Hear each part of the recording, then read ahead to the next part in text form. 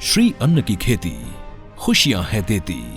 माननीय प्रधानमंत्री जी की दूरदर्शी सोच का ही परिणाम है कि दुनिया में श्री अन्न की मांग बढ़ने लगी है, जिसका सीधा लाभ श्री अन्न उत्पादक किसानों को मिल रहा है। भारत में मिलेट्स के अनेक प्रकार हैं, अनेक नाम हैं। उसके प्रोत्साहन के लिए भी अनेकविध योजनाएं बनाई गई हैं। इसलिए अब इस सुपर फूड को दी गई प्राथमिकता से देश के छोटे किसानों, हमारे आदिवासी भाई बहन जो किसानी करते हैं, उनको आर्थिक संबल मिलेगा और देशवासियों को एक स्वस्थ जीवन मिलेगा। माननीय प्रधानमंत्री नरेंद्र मोदी जी के नेतृत्व में सरकार द्वारा किए गए प्रयासों का परिणाम है कि आज देश के किसान श्री अन्न की खेती के लिए न सिर्फ प्रोत्साहित हुए हैं, बल्कि उन्होंने सफलता की नई कहानियां रचनी भी शुरू कर दी हैं। कर्नाटक राज्य के मैसूर जिले के गोपालपुरा गांव के सिद्धगौड़ा एक ऐसे प्रगतिशील श्री अन्न किसान हैं, जिन्होंने अपनी लगन और मेहनत से अपनी एक अलग पहचान बनाई है। आज सिद्धगौड़ा गोपालपुरा गांव के तमाम किसानों के लिए एक आदर्श हैं। सिद्धगौड़ा ने इंटीग्रेटेड फार्मिंग सिस्टम को अपनाकर वर्ष 2020-21 में अपनी आय दोगुनी की है।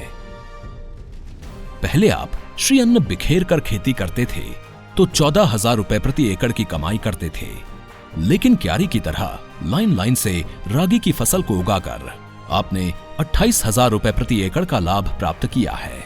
लाइन में रागी की बुआई करने के कारण सिद्धगौड़ा ने प्रति हेक्टेयर 9 क्विंटल रागी और अंतर फसल के तौर पर 4 क्विंटल दाल की फसल पैदा की। कृषि विभाग के अधिकारियों द्वारा गांव में की गई चर्चा के दौरान आपने रागी की लाइन बुआई और इंटीग्रेटेड फार्मिंग के बारे में जाना। लाइन में बुआई बेहतर अंकुरण सुनिश्चित करती है और इसमें बीज की आवश्यकता भी कम होती है। साथ ही इसमें खरपतवार का बेहतर प्रबंधन संभव है, जिससे उत्पादकता और कमाई में वृद्धि होती है। 6 एकड़ में हम रागी उगाते हैं। पहले बिखेर कर उगाते थे, लेकिन वो सही उपज नहीं दिया। बाद में हमने कृषि अधिकारी से मदद ली, गाय का गोबर डाला, इससे हमें अच्छी फसल मिली, जिससे बेच के हमें बहुत लाभ मिला। पहले 6 क्विंटल रागी मिलता था, अभी 15 से 20 क्विंटल रागी मिलता है। 10 क्विंटल दाल, ये सब भी हमने उगाया। सिद्धगौड़ा की तरह ही कर्नाटक राज्य के तुमकुर जिले के हेमदोर गांव के एक लाभार्थी किसान हैं एच.के. रघु। एच.के. रघु अपने खेतों में तो सांवा की खेती करते ही हैं, साथ ही जमीनों को लीज पर लेकर रागी भी उगाते हैं। एच.के. रघु ने अपनी प्राइमरी प्रोसेसिंग मशीनें भी लगाई हैं। रघु के यहाँ किसान अपने श्री अन्न की प्रोसेसिंग भी कराने आते हैं। रघु श्री अन्न की प्रोसेसिंग के बाद उन्हें पैक करते हैं, जिन्हें लोग उनसे खरीदने आते हैं।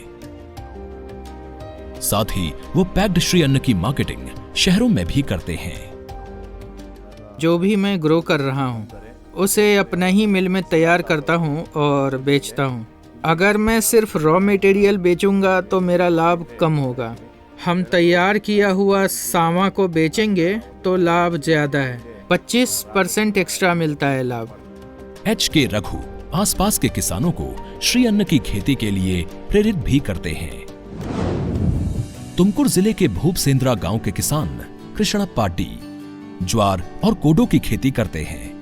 कृषि अधिकारियों से श्री अन्न की खेती के वैज्ञानिक तरीके सीखने के बाद कृष्णप्पा डी अपने बेटे के साथ ब्रॉडकास्टिंग की जगह स्पेसिंग तकनीक से कोडो की लोकल वैरायटी उगाते हैं। 1 एकड़ से 6 क्विंटल तक कोडो की खेती करके आप 60,000 रुपए कमाते हैं और अपने परिवार को बेहतर स्वास्थ्य और खुशियां देते हैं।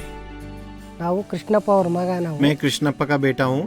पिछले बार 2 एकड़ में हमने कोडो ग्रो किया, 16 क्विंटल मिला। 8 क्विंटल हमने यूज़ किया और 8 सेल किया। 60,000 का प्रॉफिट हमें मिला। वो पैसा हमने खेती में डाला। इस साल फिर हमने कोडो किया है। कृषि अधिकारी से हमें अच्छी सलाह मिली, कौन सा गोबर डालना है करके उन्होंने बताया।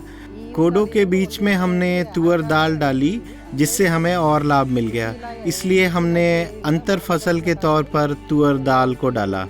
श्री अन्न की खेती के पारंपरिक तरीकों की जगह वैज्ञानिक तरीके अपनाने से देश भर में किसानों के चेहरों पर खुशहाली आ रही है।